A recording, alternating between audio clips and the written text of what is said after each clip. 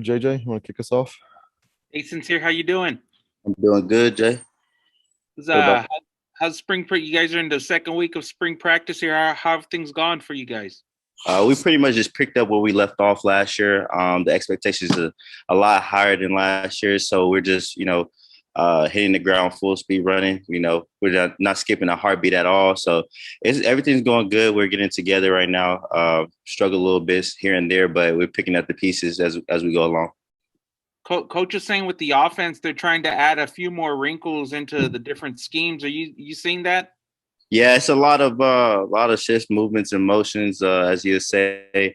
A lot of new plays going in, same concepts, but overall, it's just getting to confuse the defense a little bit more and just set a different standard, And as we're out there collecting different data each and every time we play, and just out there just playing it with our hearts out. So. How are you feeling physically? How was your off season and your strength and conditioning, and just how do you feel overall? With Coach Philo, the greatest man, greatest strength coach we had, he made sure we was right through had a set schedule for us to come in and get our work in and eating right. I feel a lot better. I'm at 210, feeling nice and smooth, and then Coach Philo helping us with our mobility and to peak our PRs, in there in the weight room. So with him and his workout, his schedule, it's kind of been coming easier for me and a lot better because of the way that I gained from last year, and I'm able to adapt more and physically and perform at the highest level.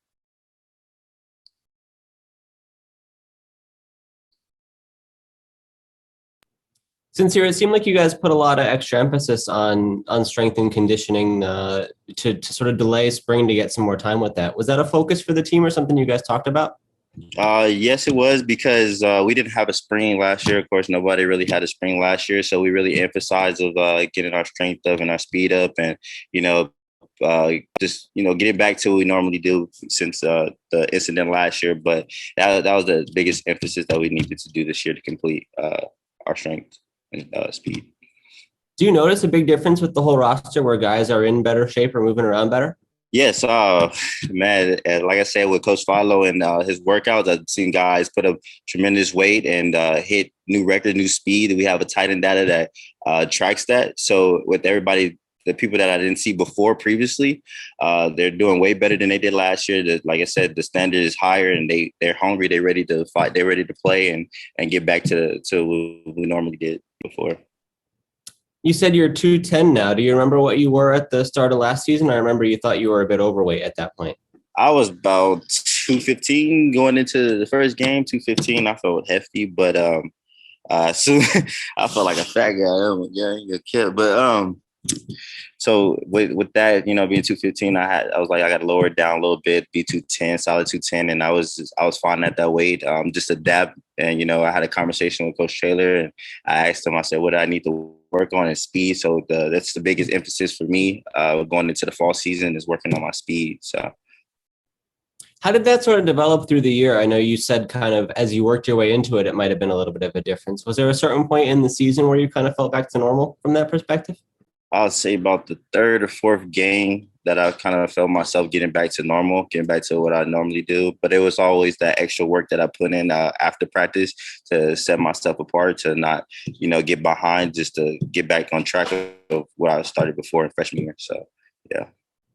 How much of a challenge was that whole process last year? Like you said, you had less time with Coach Philo and it was just different. How did you go about trying to manage strength and conditioning during the last offseason?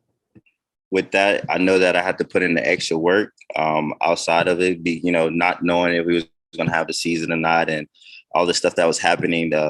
I knew that I had to, at least try my best to get some type of workout in. Everybody was in closed doors, but Coach Philo kept a track. He had substitute some of the workouts we do with in-home workouts, and I was kind of do that at home, and then to translate to coming into the season, we had our meetings and we was beginning to have our season. I was like, I'll have to do what I can do and then get better as the season goes along. So. Is there like a diet component to that too that's different as well, kind of being in a team environment this year versus this time last year when you guys were more sort of on your own? Yeah. It was more just eating a different type of way. I think that instead of putting in the junk, just add more greens, more if it's color, as Coach Chandler said, if it's color, eat it. And that's pretty much what I was doing. I was staying focused on doing that and trying to get right because I felt crazy. Like I'm telling you, the beginning of the season, I did not feel like how I normally felt. So I knew I had to change that ASAP. Yeah, is it tough to sort of do that when you're on your own versus when you're in this kind of environment and there's somebody sort of being on you about it every day or reminding you what to do? Yes, it's all about being consistent. It's like you don't have somebody to tell you you got to do this, you got to do that, and it's all on your own. And some people, they it slips their mind, they get lazy on it. So it's mostly about being consistent and having that person, on you about it. So it was very difficult because some people was just like they was in. Like I said, they didn't know we was gonna have a season, so they didn't really prep their mind. Like, okay, we're about to have a season, so they was kind of doing whatever they wanted to do. But that's really hard to do by yourself, I know we're a long way away from the start of the year, but do you think that that'll sort of make a difference just to have everybody be more on point with those things, that the team will look kind of different the first couple of weeks compared to last year?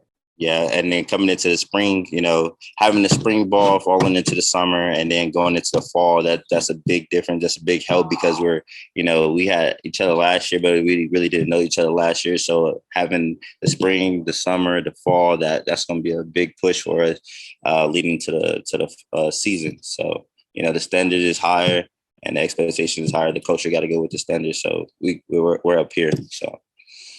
Yeah, what can your team really get out of this time? Is this a good time to build culture? And you mentioned some of those things that you're adding to the offense, but what else can you guys get out of the spring as a team?